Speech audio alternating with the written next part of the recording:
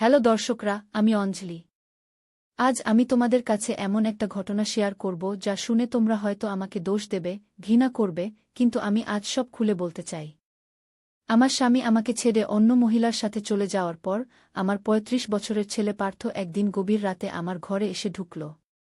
আমি মাত্র ১৪ বছর বয়সে বিয়ে করেছিলাম, তাই এখন আমার বয়স মাত্র ৫০। সেদিন ঘরের দরজায় টোকা পড়ল। রাত তখন প্রায় ১টা। আমি ঘুম থেকে উঠে দরজা খুললাম। পার্থ দাঁড়িয়ে আছে, তার চোখে অদ্ভুত এক দৃষ্টি। মা, তোমার সাথে জরুরি কথা আছে, সে বলল। আমি ওকে ঘরে ঢুকতে দিলাম। পার্থ আমার দিকে তাকিয়ে বলল, মা, আমি লক্ষ্য করেছি তুমি এখনো কত সুন্দর। তার চোখে এক অদ্ভুত চাহনি। আমি তোমাকে একটা কথা বলতে এসেছি, সে বলতে লাগল, তার কণ্ঠস্বর ধীরে ধীরে বদলে যাচ্ছিল। আমি জানি বাবা তোমাকে ছেড়ে চলে গেছে, তার জন্য আমার খুব কষ্ট হয়। পার্থ ধীরে ধীরে আমার দিকে এগিয়ে এলো। আমি একটু অস্বস্তি বোধ করতে লাগলাম। তুমি আমার মা, কিন্তু তুমি এখনো এত সুন্দর। আমি আজ আসলে সে বলতে থাকল, আমি আসলে তোমাকে একটা কথা জানাতে এসেছি। আমার শরীরে শিহরণ জাগল, কিন্তু ভয়ে নয়, বরং উদ্বেগে। পার্থ অনেক দিন ধরে মদ খাচ্ছে, আমি জানতাম। তার চোখে সেই লাল ভাব দেখে বুঝলাম সে আবার মাতাল অবস্থায় এসেছে। মা, সে বলল, আমি খুব বড় একটা ভুল করে ফেলেছি। আমি সেই গোপন ফাইলটা খুলে ফেলেছি। আমি অবাক হয়ে গেলাম। কোন ফাইল? আমি জিজ্ঞেস করলাম। বাবার সেই পুরানো সিন্দুকের ভেতরের ফাইল, পার্থ বলল, যেটা নিয়ে বাবা সবসময় বলতো যে এটা খুললে আমাদের জীবন বদলে যাবে। আমার বুকের ভেতরটা ধক করে উঠল। রমেশের সেই সিন্দুকের কথা। আমি ভেবেছিলাম ওটা শুধু টাকা পয়সা আর দলিলপত্র রাখার জন্য। কিন্তু রমেশ সবসময় বলতো, অঞ্জলি, এই সিন্দুকটা আমাদের পরিবারের ইতিহাস। এটা কখনো খুলো না। এর ভেতরে এমন কিছু আছে যা আমাদের জীবন পাল্টে দিতে পারে। তুমি কি দেখেছ ফাইলে? আমি জিজ্ঞেস করলাম, গলা শুকিয়ে আসছিল। মা, আমি দেখেছি। পার্থ একটু থামল। আমি দেখেছি বাবার আসল পরিচয়। তিনি আসলে কে ছিলেন জানো? একজন সরকারি গোয়েন্দা। একটা এমন কেস নিয়ে কাজ করছিলেন যেটা এত বড় ষড়যন্ত্র ছিল যে তিনি নিজের পরিচয় বদলে ফেলেছিলেন। তিনি আসলে রমেশ নন, তার নাম ছিল অনির্বাণ দত্ত। আমি স্তব্ধ হয়ে গেলাম। তাই তো। রমেশের অনেক অদ্ভুত আচরণ, রাতে রাতে ফোন কল, সবকিছুর ব্যাখ্যা পাওয়া যাচ্ছে এখন। আরও কি দেখেছ? আমি জিজ্ঞেস করলাম। এই দেখো, পার্থ পকেট থেকে একটা ছবি বের করল। এই লোকটাকে চিনো? এই লোকটাই বাবাকে খুন করেছে। আসলে বাবা মারা যাননি, তাকে খুন করা হয়েছে। সেই আগুনের দুর্ঘটনাটা আসলে দুর্ঘটনা ছিল না। ছবিতে একজন লোককে দেখলাম। চৌকোনা চেহারা, পাতলা গোঁফ, চোখে একটা অদ্ভুত চাহনি। আমার মনে পড়ল, এই লোকটাকে আমি দেখেছি। মাসখানেক আগে আমাদের বাড়ির সামনে দাঁড়িয়েছিল। এই লোকটা ফিরে এসেছে। মা, পার্থ বলল, সে আমাদেরও খুন করতে চায়। বাবার কাছে এমন কিছু তথ্য ছিল যা এখনও আমাদের কাছে আছে বলে সে মনে করে। কিন্তু সেটা কি? আমি জিজ্ঞেস করলাম। আমি জানি না, পার্থ বলল, তবে ফাইলে একটা ছোট্ট ম্যাপ আছে। সেখানে একটা জায়গা চিহ্নিত করা আছে। আমার মনে হয় সেখানে কিছু লুকানো আছে। হঠাৎ করে আমাদের বাড়ির সামনে একটা গাড়ি এসে থামল। পার্থ জানালা দিয়ে উকি দিয়ে দেখল। ওই লোকটা এসেছে। সে চেঁচিয়ে উঠল, আমরা এখনই পালাতে হবে। সেই রাতেই আমরা আমাদের বাড়ি ছেড়ে চলে গেলাম। পার্থ আমাকে নিয়ে তার এক বন্ধুর বাড়িতে আশ্রয় নিল। পরদিন সকালে আমরা শুনলাম আমাদের বাড়িতে আগুন লেগেছে। সবকিছু পুড়ে ছাই হয়ে গেছে। এরপর শুরু হলো আমাদের পালিয়ে বেড়ানোর জীবন। শহর থেকে শহরে, গ্রাম থেকে গ্রামে। পার্থ আর আমি সারাক্ষণ সতর্ক থাকতাম। আমরা নতুন নাম নিলাম, নতুন পরিচয় নিলাম। পার্থ হয়ে গেল প্রতীক, আমি হলাম অনামিকা। সেই ম্যাপ অনুসরণ করে আমরা একদিন পৌঁছালাম একটা পাহাড়ি এলাকায়। সেখানে একটা পুরনো বাড়ি ছিল। বাড়িটা দেখে মনে হচ্ছিল কেউ বহুদিন এখানে থাকে না। এইটাই সেই জায়গা, পার্থ বলল, আমরা এখানে কিছু খুঁজে পাব। বাড়িটা খুঁজতে খুঁজতে আমরা পেলাম একটা ছোট্ট বাক্স। তার ভেতরে ছিল একটা পেন ড্রাইভ আর একটা চিঠি। চিঠিতে লেখা ছিল, প্রিয় অঞ্জলি এবং পার্থ, যদি তোমরা এই চিঠি পড়ছ তাহলে আমি আর বেঁচে নেই। আমি জানি তোমরা অনেক কষ্ট পাচ্ছ, কিন্তু আমার কাছে কোনো উপায় ছিল না। আমি ৫ বছর ধরে একটা বড় ষড়যন্ত্রের তদন্ত করছিলাম। একদল মানুষ দেশের সম্পদ লুট করছে। তাদের মধ্যে আছে রাজনীতিবিদ, ব্যবসায়ী, এমনকি আমাদের বিভাগের কিছু উচ্চ পদের অফিসার। এই পেনড্রাইভে আছে সব প্রমাণ। এটা খুব সাবধানে দেশের প্রধানমন্ত্রীর কাছে পৌঁছে দিতে হবে। বিশ্বাস করো না কাউকে। সাবধানে থেকো। তোমাদের ভালোবাসি। অনির্বাণ। রমেশ। চিঠিটা পড়ে আমার চোখে পানি এসে গেল। রমেশ, আমার স্বামী, একজন দেশপ্রেমিক ছিলেন। তিনি দেশের জন্য লড়াই করেছিলেন। মা, আমরা কি করব এখন? পার্থ জিজ্ঞেস করল।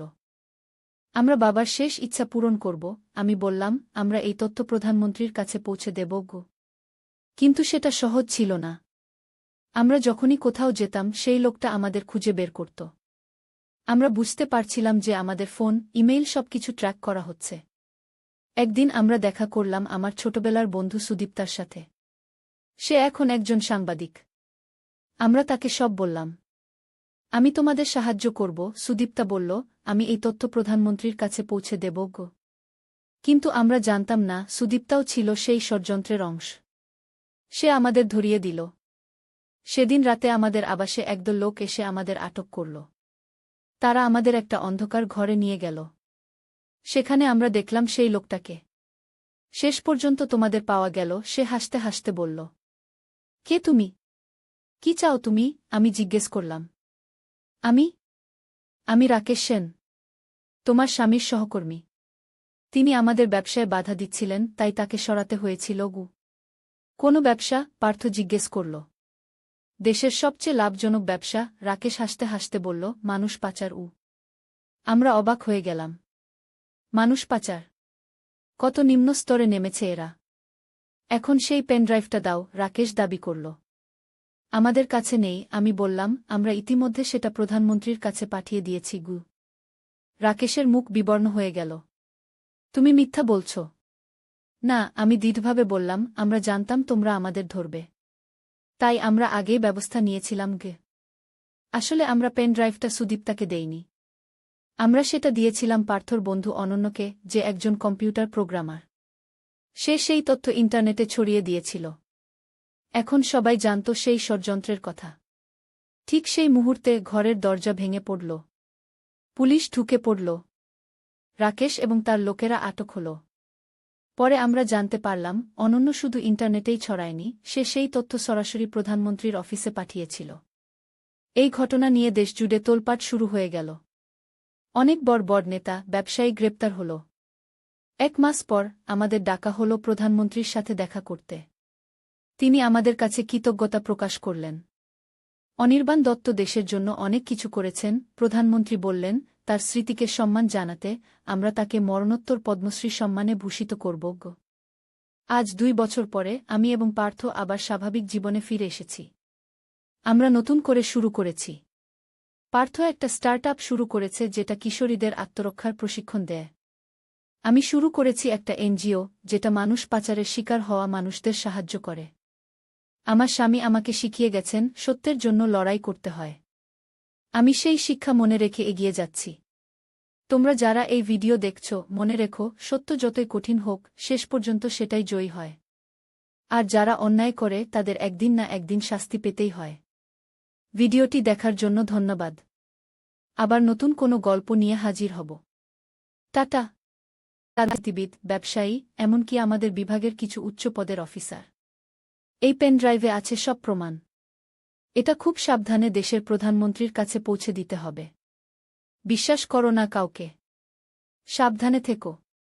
তোমাদের ভালোবাসি। অনির্বাণ। রমেশ। চিঠিটা পড়ে আমার চোখে পানি এসে গেল। রমেশ, আমার স্বামী, একজন দেশপ্রেমিক ছিলেন। তিনি দেশের জন্য লড়াই করেছিলেন। মা, আমরা কি করব এখন? পার্থ জিজ্ঞেস করল। আমরা বাবার শেষ ইচ্ছা পূরণ করব। আমি বললাম, আমরা এই তথ্য প্রধানমন্ত্রীর কাছে পৌঁছে দেব গো। কিন্তু সেটা সহজ ছিল না। আমরা যখনই কোথাও যেতাম সেই লোকটা আমাদের খুঁজে বের করত। আমরা বুঝতে পারছিলাম যে আমাদের ফোন, ইমেইল সবকিছু ট্র্যাক করা হচ্ছে।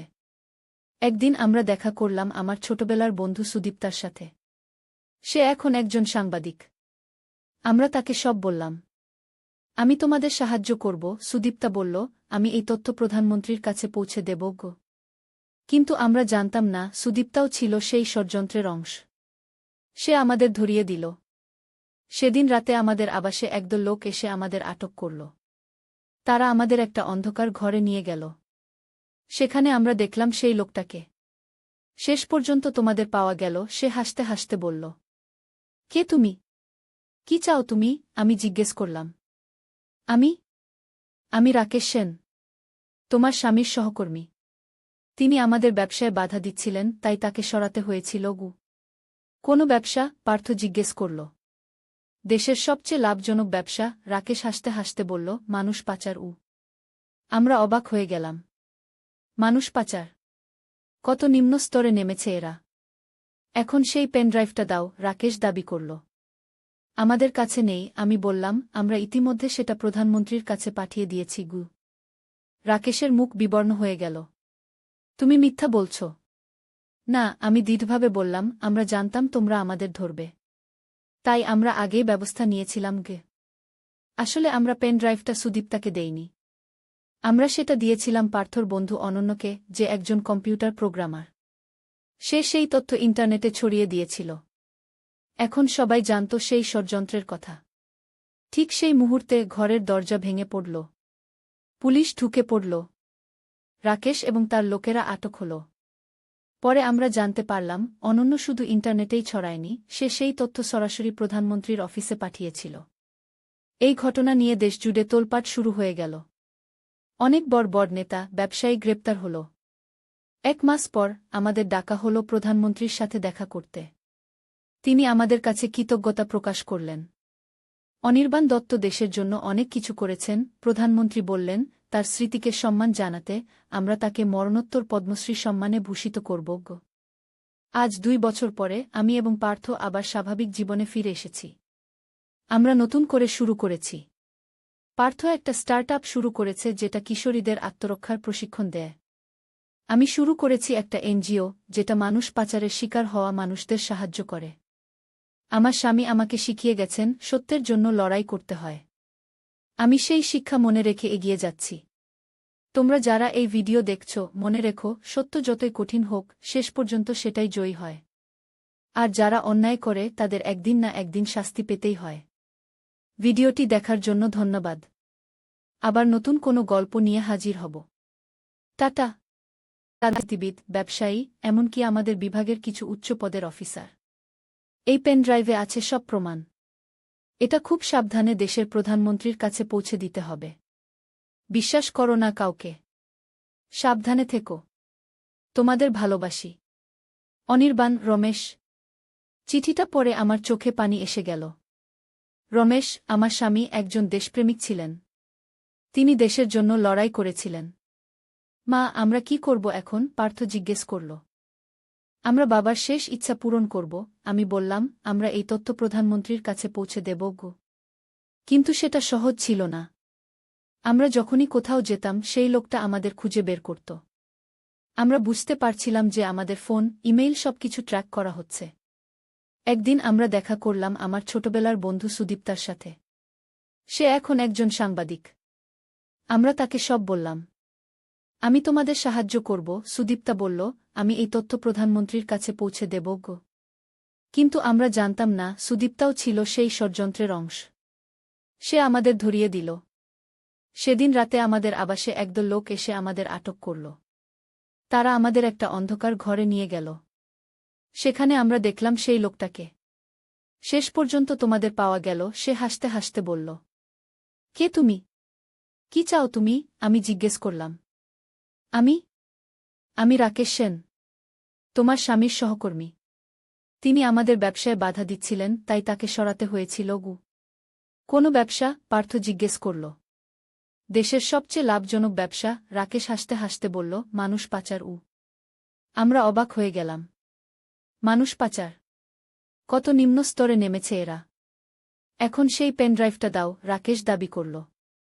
আমাদের কাছে নেই, আমি বললাম। আমরা ইতিমধ্যে সেটা প্রধানমন্ত্রীর কাছে পাঠিয়ে দিয়েছি গু। রাকেশের মুখ বিবর্ণ হয়ে গেল। তুমি মিথ্যা বলছ। না, আমি দৃঢ়ভাবে বললাম। আমরা জানতাম তোমরা আমাদের ধরবে। তাই আমরা আগেই ব্যবস্থা নিয়েছিলাম গে। আসলে আমরা পেনড্রাইভটা সুদীপ্তাকে দেইনি। আমরা সেটা দিয়েছিলাম পার্থর বন্ধু অনন্যকে, যে একজন কম্পিউটার প্রোগ্রামার। সে সেই তথ্য ইন্টারনেটে ছড়িয়ে দিয়েছিল। এখন সবাই জানত সেই ষড়যন্ত্রের কথা। ঠিক সেই মুহূর্তে ঘরের দরজা ভেঙে পড়ল। পুলিশ ঢুকে পড়ল। রাকেশ এবং তার লোকেরা আটক হল।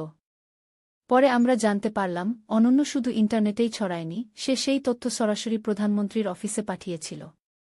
এই ঘটনা নিয়ে দেশজুড়ে তোলপাড় শুরু হয়ে গেল। অনেক বড় বড় নেতা, ব্যবসায়ী গ্রেপ্তার হল। 1 মাস পর আমাদের ডাকা হল প্রধানমন্ত্রীর সাথে দেখা করতে। তিনি আমাদের কাছে কৃতজ্ঞতা প্রকাশ করলেন।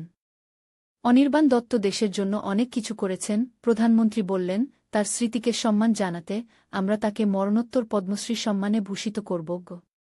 আজ 2 বছর পরে আমি এবং পার্থ আবার স্বাভাবিক জীবনে ফিরে এসেছি। আমরা নতুন করে শুরু করেছি। পার্থ একটা স্টার্টআপ শুরু করেছে যেটা কিশোরীদের আত্মরক্ষার প্রশিক্ষণ দেয়। আমি শুরু করেছি একটা এনজিও যেটা মানুষ পাচারের শিকার হওয়া মানুষদের সাহায্য করে। আমার স্বামী আমাকে শিখিয়ে গেছেন, সত্যের জন্য লড়াই করতে হয়। আমি সেই শিক্ষা মনে রেখে এগিয়ে যাচ্ছি। তোমরা যারা এই ভিডিও দেখছ, মনে রেখো, সত্য যতই কঠিন হোক, শেষ পর্যন্ত সেটাই জয়ী হয়।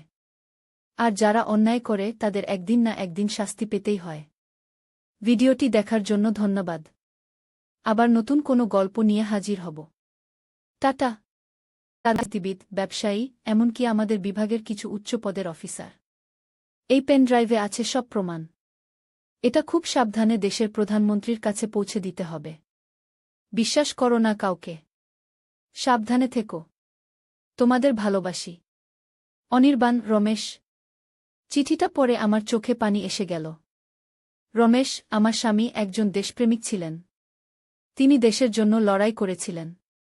মা, আমরা কি করব এখন? পার্থ জিজ্ঞেস করল।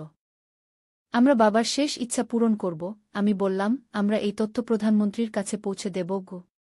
কিন্তু সেটা সহজ ছিল না। আমরা যখনই কোথাও যেতাম সেই লোকটা আমাদের খুঁজে বের করত।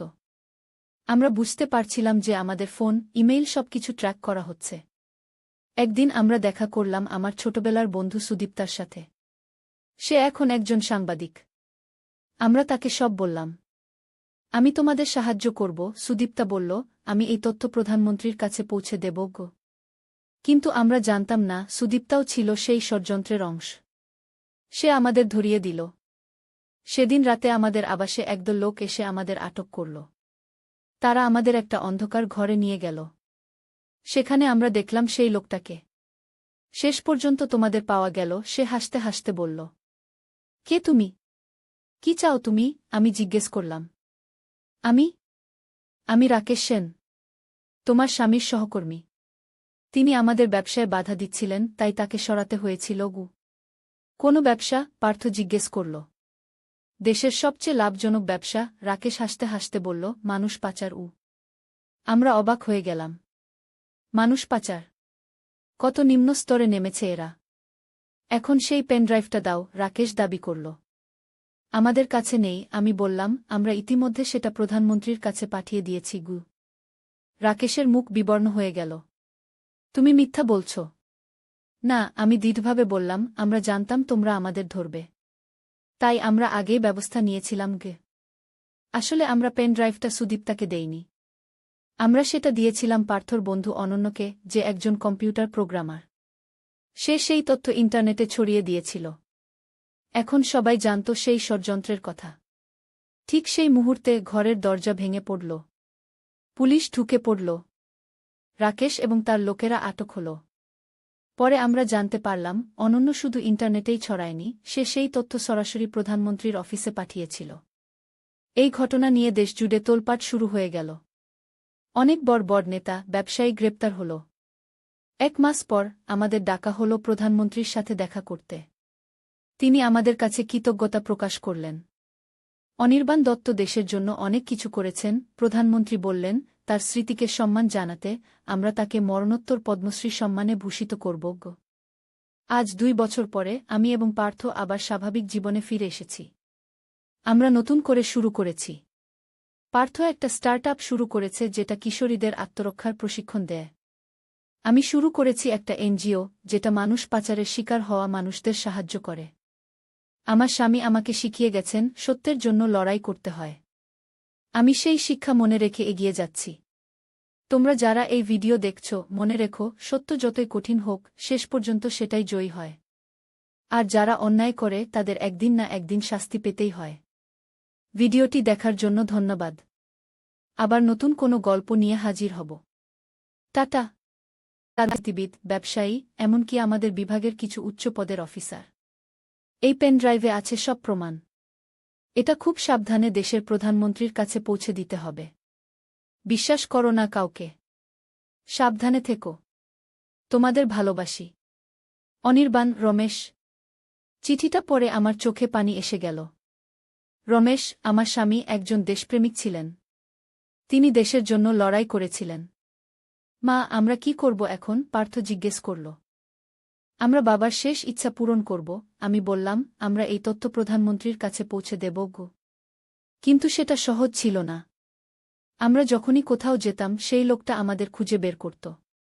আমরা বুঝতে পারছিলাম যে আমাদের ফোন, ইমেইল সবকিছু ট্র্যাক করা হচ্ছে। একদিন আমরা দেখা করলাম আমার ছোটবেলার বন্ধু সুদীপ্তার সাথে।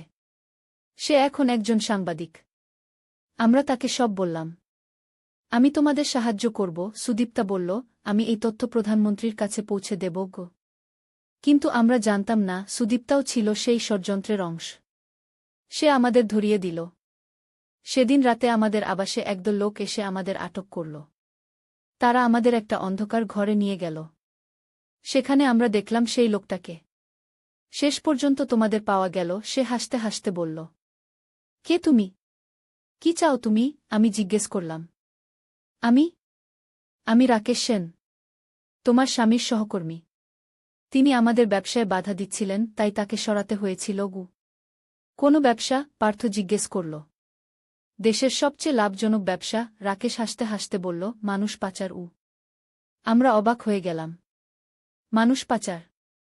কত নিম্ন স্তরে নেমেছে এরা। এখন সেই পেনড্রাইভটা দাও, রাকেশ দাবি করল।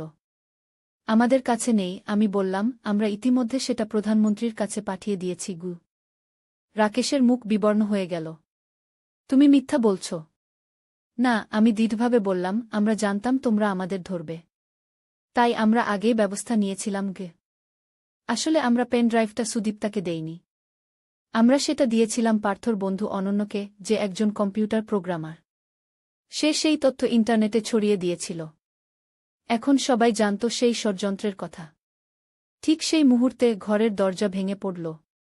পুলিশ ঢুকে পড়ল। রাকেশ এবং তার লোকেরা আটক হল।